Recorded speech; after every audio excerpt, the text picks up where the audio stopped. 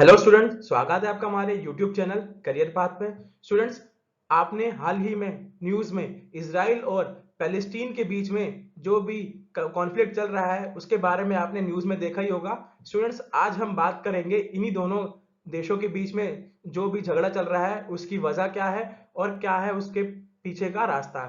चलिए इसी बात पे चल शुरू करते हैं हमारी वीडियो को।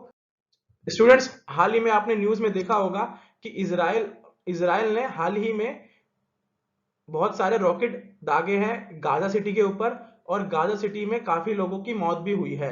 न्यूज में आपने देखा होगा हमास एक मिलिटेंट ग्रुप है जिसको यूनाइटेड नेशन द्वारा बताया गया है कि ये एक आतंकवादी संगठन है और उसने क्या करा है, गाजा से रॉकेट्स दागे हैं इसराइल के अंदर और इसराइल में 9 लोगों की मौत भी हुई है।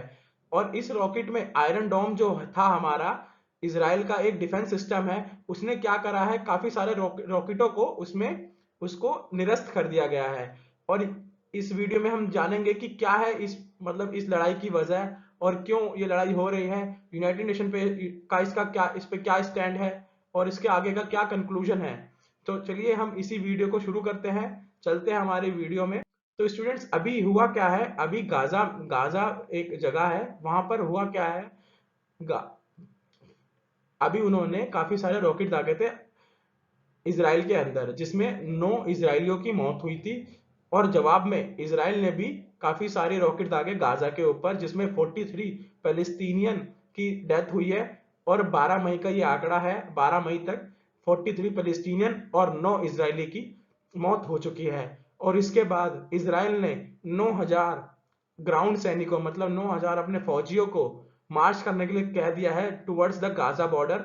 और अब इसराइल प्रिपेयर कर रहा है जमीनी हमले करने के गाजा के ऊपर। तो चलिए देखते हैं कि क्या है। सबसे पहले हमें देखना पड़ेगा कि जियोग्राफिकल लोकेशन इसराइल की कहां पर है। स्टूडेंट्स, अगर आप देखेंगे कि यहां पर ये हमारा इंडिया है, इंडिया के साथ ये पाकिस्तान, अफगानिस्तान और यहाँ पर गल्फ कंट्रीज हैं, ये गल्फ ऑफ एडन है। और इसमें ये जो है ये जॉर्डन है और ये जो छोटा सा हिस्सा आपको दिख रहा है यहाँ पर ऐसे, ये है हमारा इसराइल।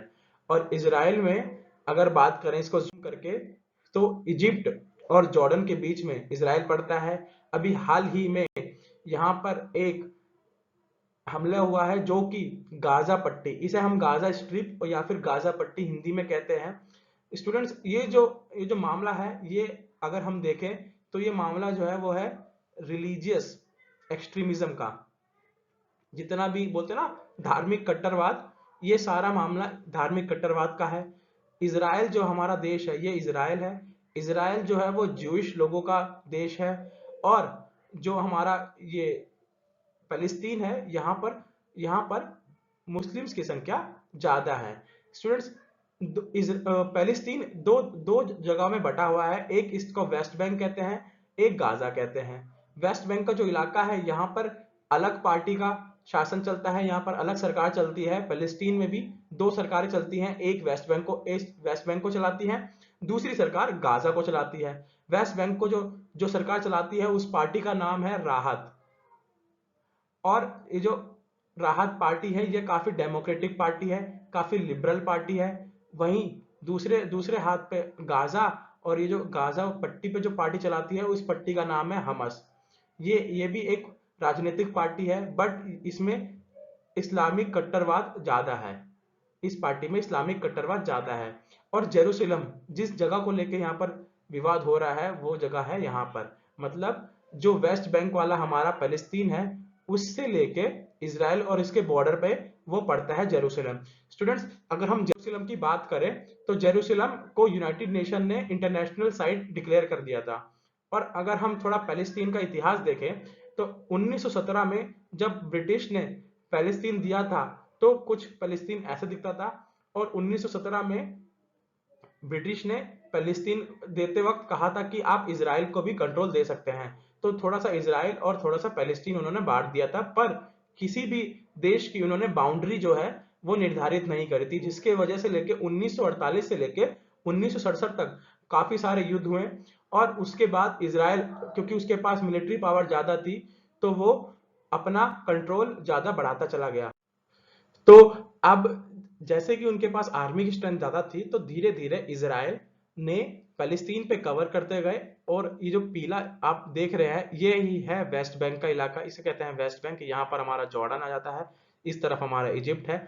अब हुआ क्या कि जो वेस्ट बैंक की जो सरकार है ये काफी लिबरल सरकार है, और हमस की जो सरकार है, मतलब गाजा पट्टी की जो सरकार है, हमस की जो पॉलिटिकल पार्टी, हमस पॉलिटिकल पार्टी, ये बोलती है राहत पॉलिटिकल पार्टी को कि ये लोग बिके हुए हैं और ये लोग विदेशी संगठन से पैसा लेते हैं, और ये मतलब ये एक्सट्रीमिस्ट का ग्रुप है एक तरह से। अब हुआ क्या कि जब इसराइल धीरे धीरे कवर करता गया तो जो वेस्ट बैंक का इलाका है वो धीरे धीरे टूटने लगा, और ये जो आप पीला पीला देख रहे हैं इस तरफ, आज सिर्फ पैलेस्टीन इतना ही है वेस्ट बैंक के अंदर। और जितना भी इसराइल है, इसराइल ने जितना भी बॉर्डर है फिलिस्तीन के साथ, यहाँ पर दीवारें खड़ी कर दी हैं। और अगर हम देखें तो वेस्ट बैंक में छोटे मोटे दंगे दोनों ग्रुपों में, क्योंकि पैलेस्टीन मुस्लिमों का ग्रुप है और इसराइल जो है यहाँ पर जूइश लोग रहते हैं, तो छोटी मोटी लड़ाइयां धर्म के आधार पे, छोटे मोटे दंगे, छोटे मोटे कॉन्फ्लिक्ट्स हमेशा होते रहते हैं। स्टूडेंट्स, जो भी ये लड़ाई झगड़ा हुआ है ये 9 मई से शुरू हुआ है जेरूसलम में, और मैंने आपको पिछले स्लाइड में बता ही दिया था कि वेस्ट बैंक कहाँ पर है, और वेस्ट बैंक में कौन सा हिस्सा पैलेस्टीन का है और कौन सा हिस्सा इजराइल का है। और हम देखेंगे कि ऐसे पैलेस्टीन ऐसे छोटे छोटे टुकड़ों में कैसे बटा है, वो हम आगे देखेंगे। तो शेख ज़ेरा नाम की एक जगह है जो कि जेरूसलम के वेस्ट में, यहाँ पर शेख ज़ेरा पड़ता है, और इसी शेख ज़ेरा में एक मस्जिद है जो कि है अल अक्सा मस्जिद। अब स्टूडेंट्स, यहाँ पर हुआ क्या कि 9 मई को जेरूसलम डे मनाता है, जिसका मतलब है कि इजराइल ने इस दिन जेरूसलम को अपने काबू में करा था। उसके बाद से ये इजराइल को इस यहाँ पर जो भी यहाँ की प्रशासनिक जो भी शक्तियां थी इजराइल को दी गई थी, जिसकी वजह से इजराइल यहाँ पर जेरूसलम डे मनाता है। और 9 मई को इजराइल के लोग यानी कि पैलेस्टीनियन, इजराइल के जूइश लोग इस डे को मना रहे थे, और जूइश लोग इसी जगह पर उन्होंने कॉन्फ्लिक्ट्स पैदा करे और प्रोटेस्ट करना चालू करा, जिसमें थोड़ी सी लड़ाई हुई, और फिर प्रोटेस्ट करते करते इन्होंने, जो पैलेस्टीन के लोग थे, उन्होंने इजराइल इजराइल पुलिस के ऊपर पत्थरबाजी करी, और जब जवाबी हमले में पुलिस जब उन पे गई तो वो लोग इस मॉस्क के अंदर घुस गए थे। और ये मॉस्क अगर आप देखेंगे ये वेस्ट बैंक में, ये जेरूसलम है, और ये रही अल अक्सा मॉस्क, और ये यहाँ का डॉम है, और ये पूरा मॉस्क का प्राइमेसिस है। इसी मॉस्क के अंदर वो चले गए थे पैलेस्टीन के मुस्लिम्स, और फिर जवाब में इजराइल की पुलिस फोर्सेस भी इसी के अंदर जाके उन्होंने उन प्रोटेस्टर्स को मारा। और ये चीज देख के जो गाजा पट्टी पे जो हमास ऑर्गेनाइजेशन है उसको बहुत बुरा लगा, और उन्होंने कहा कि ये धार्मिक तौर पे ये हमारी, मतलब हमें प्रताड़ित किया जा रहा है। और गाजा ने, मतलब हमस यहाँ पर पॉलिटिकल ग्रुप है, और हमस ने गाजा स्ट्रिप से यहाँ पर रॉकेट दाग दिए गए टेल अवेव पे। टेल अवेव यहाँ पर एक जगह है, टेल अवेव पे जब उन्होंने रॉकेट दागे तो जवाबी हमले में इजराइल ने भी गाजा पट्टी पे रॉकेट दाग दिए, और जिसमें कि वहां पर काफी लोगों की मौत हुई। और जो एरिया है अल अक्सा मॉस्क का, ये आता है हमारा शेख ज़ेरा जमीन पर, और शेख ज़ेरा कहता है, इजराइल कहता है कि ये जमीन हमारी है। और जबकि अल अक्सा मॉस्क जो है ये मॉस्क इस्लामिक धर्म की है, और हमस के ग्रुप चाहते हैं कि ये जो मस्जिद है ये हमारे देश के अंदर रहे।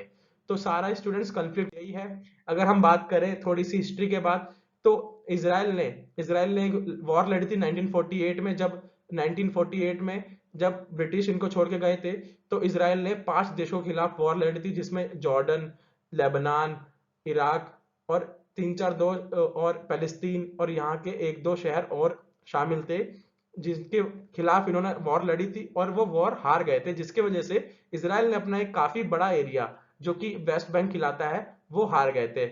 उसके बाद एक 6 दिन की लड़ाई इजराइल ने लड़ी थी 1967 में, जिसमें वो जॉर्डन के खिलाफ जीत गए थे, और जॉर्डन से अपना एरिया जो कि वेस्ट बैंक का जो एरिया था वो वापस ले लिया था।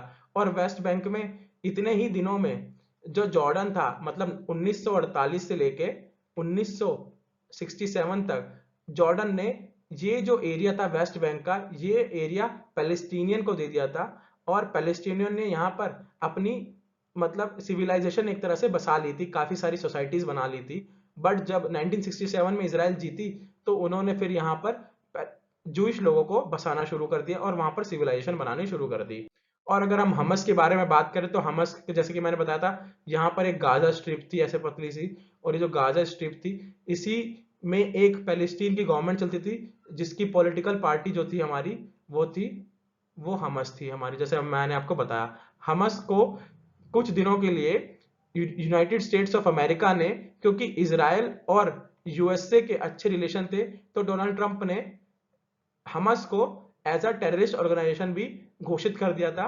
और पर अगर देखा जाए तो हमस एक पॉलिटिकल ग्रुप है। हाँ, हम ये कह सकते हैं कि यहाँ पर इस्लामिक कट्टरपंथी बहुत ज्यादा है, और ये जो है ईस्ट जेरूसलम से लेके ईस्ट जेरूसलम को ये मतलब गवर्न करते हैं, जो कि है गाजा पट्टी पे। स्टूडेंट्स, अगर हम कंक्लूजन की बात करें तो ये जितनी भी लड़ाई हो रही है इसमें एक ही एंगल ज्यादा दिखता है, जो कि है हमारा रिलीजियस एक्सट्रीमिज्म का। हिंदी में कहें तो धार्मिक कट्टरपंथी।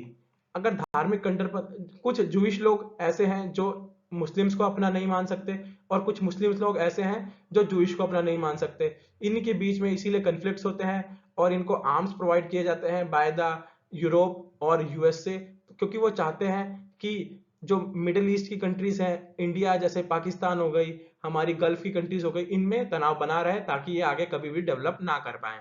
और अगर हम बात करें इसके कंक्लूजन्स की, इसका सॉल्यूशन क्या है, तो इसका सॉल्यूशन अगर दोनों देशों में एक्सट्रीमिस्ट गवर्नमेंट रहेंगी, राइट विस्ट अगर गवर्नमेंट रहेंगी, तो इसका सॉल्यूशन कभी भी नहीं हो सकता है। हमें इसको सॉल्यूशन करने के लिए एक लिबरल तौर पे हमें मतलब दोनों सरकारों को बाहर आना पड़ेगा, अपनी अपनी गवर्नमेंट को, अपने अपने पब्लिक को, अपने अपने सिटीजन्स को ये बताना पड़ेगा कि हम दोनों देश एक साथ रह सकते हैं, तभी इसी प्रॉब्लम का सॉल्यूशन हो सकता है। अदरवाइज ये कन्फ्लिक्ट काफी सालों से चलता आ रहा है और काफी सालों तक चलता चला जाएगा। स्टूडेंट्स, आज की वीडियो में इतना ही था। अगर आपको हमारी ये वीडियो अच्छी लगी हो तो हमारे चैनल को लाइक कीजिएगा और हमारी वीडियो को शेयर कीजिएगा और सब्सक्राइब कीजिएगा हमारे यूट्यूब चैनल करियर पाथ को। स्टूडेंट्स, आज की वीडियो में इतना ही। मिलते हैं हमारी नेक्स्ट वीडियो में, तब तक के लिए गुड बाय।